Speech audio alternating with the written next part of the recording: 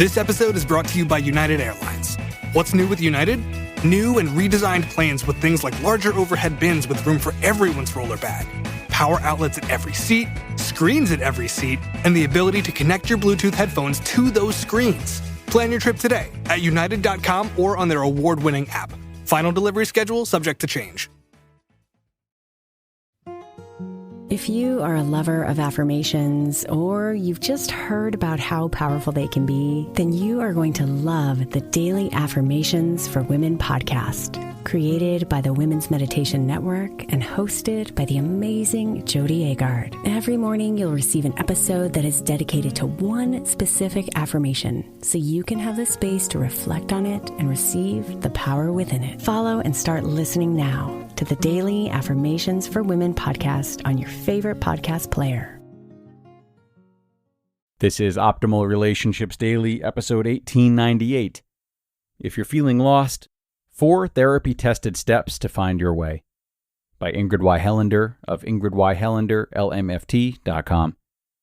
Hello, everybody, and welcome to this Monday edition of ORD, the podcast where I, Greg Audino, narrate to you from some really great content each day, all of which educates us on the ins and outs of various types of relationships. Today we'll be listening to a post from Ingrid Helander, LMFT, which stands for Licensed Marriage and Family Therapist. She's got a great piece for those of us who may be feeling a bit lost, and I think you'll really enjoy it. So let's jump right in, hear what she has to say, and start optimizing your life. If you're feeling lost, 4 therapy-tested steps to find your way, by Ingrid Helander of ingridyhelander.lmft.com. I can still see his precious little face in the rearview mirror. He voices his frustration, sincere and without a shred of sarcasm. "Mommy, do we have to get lost every time we go to the store?" Feeling lost and being lost are frustrating and frightening. The back roads of our new living area were indeed a challenge for me. Looping through fields and cow paths, they all looked the same, and in fact, from town to town, the names often repeated, although the streets did not connect. I was determined to have quick and scenic travel to shopping, and so my 4-year-old travel buddy was correct. We were lost, every time. "Apparently so," I answered him. Like so many during this unprecedented pandemic experience, I often feel lost. Each attempt to figure things out feels like coming back around to the same intersection over and over again. And like my son, I feel bewildered. Why am I doing this to myself?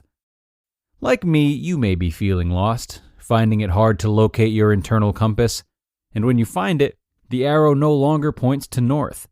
The pandemic experience ranges from a mild frustration for some to a complete lack of foundation for others.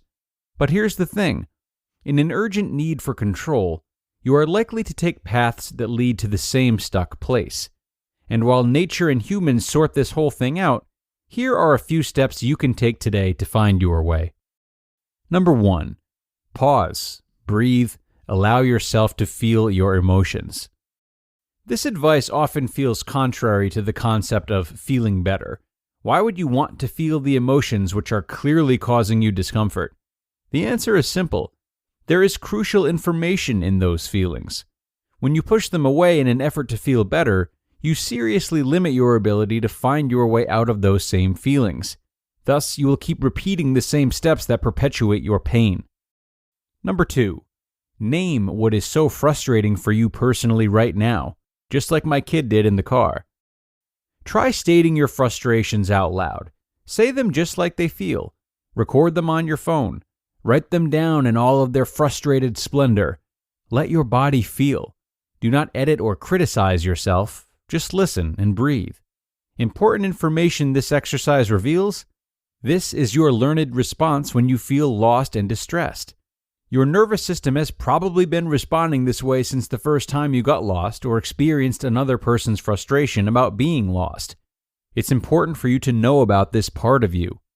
Because these sensations typically come from young, vulnerable experiences, be kind to yourself when you feel this way. Rather than doubling down with criticism, offer yourself a kind word.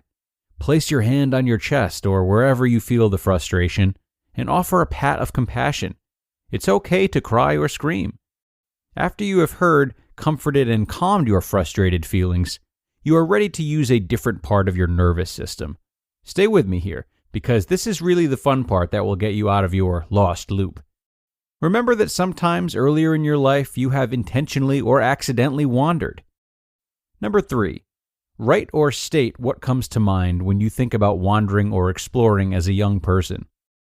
Did you explore with your mind or mix up magic potions in your kitchen?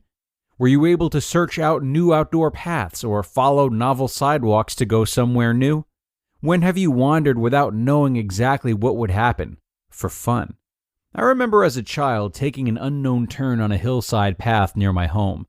Realizing I had no idea where I was, my heart racing, I began breaking through the forest in what I imagined to be the right direction. In other words, I was following an imagined aerial view of my position, like a map. Fortunately, after some rough terrain, I popped out in my neighbor's backyard. No longer lost, I had found my way by using the larger picture in my head, my experience in the woods. Now and only now that you have witnessed your lost feelings right where they are, you can shift out of feeling lost.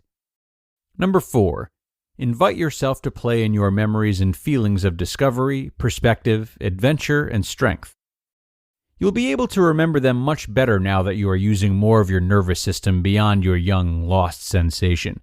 Be your whole self in this exercise. Practice having your fearful, young nature walking hand in hand with your explorer and your adult self. Widen your lens, picturing not only where you are right now, but what you know about all the resources around you. You can even share these memories and feelings with someone you trust. Try trading stories of early adventures while wandering. I love J.R.R. Tolkien's writing. Not all those who wander are lost. Tolkien's wisdom is true about people in society and also within each person. You are never completely lost. If you focus inside to offer compassion, you will soon be able to zoom out to find strength, resources, and your bigger picture. Especially during this time of confusion and uncharted territory, be kind to yourself and others. We will all find our way. You just listened to the post titled, "If You're Feeling Lost, 4 Therapy-Tested Steps to Find Your Way," by Ingrid Y. Helander of ingridyhelanderlmft.com. What's up? It's Kaylee Cuoco. When it comes to travel, we all have a happy place. I just went to my happy place. I just went to Maui, and it was truly amazing. Priceline has always been about getting you to your happy place for a happy price with deals you really can't find anywhere else. Like up to 60% off select hotels in Costa Rica or 5-star hotels for 2-star prices in Cabo. Go to your happy place for a happy price. Go to your happy price, Priceline. This episode is brought to you by Pete's. Few things start your day better than a good coffee. That's why Pete's hand roasts their coffee from a specific selection of high-quality beans. And they don't just put those beans into anyone's hands. Pete's trains their roasters for 10,000 hours so they can master the roast that gives you the most. Pete's Coffee. Coffee for coffee people. Find Pete's online or at your local retailer. And a terrific post from Ingrid today. Thanks a lot to her. What an effective tool it is to consider our feelings of confusion and uncertainty of where to go from childhood. It can be surprising for people to reflect back and realize that what seems like a huge sense of misdirection now is also an extension of a long-standing pattern. When we do this, we're able to see past the confusion of the situation at hand and realize that much of the confusion we put onto it might be self-induced. And this is not meant to discredit tough situations, but rather to remind yourself of what complication you're adding on your own, and how your mentality towards finding solutions as a child may be more useful now than one might think. It's also a great exercise in perspective. Feeling lost as a child seems like nothing compared to feeling lost now as an adult, even though it meant the world back then. But if the pattern within us remains the same, maybe the severity of the situation does as well. Maybe 20 years from now, you'll look back at this situation and laugh at how you made it out to be more than it was. Just maybe. Food for thought as we wrap up this episode, folks. I really appreciate you being here with me today and every day. If you had fun, do come on back tomorrow where we will have another great post for you. Hoping to see you all there, where your optimal life awaits.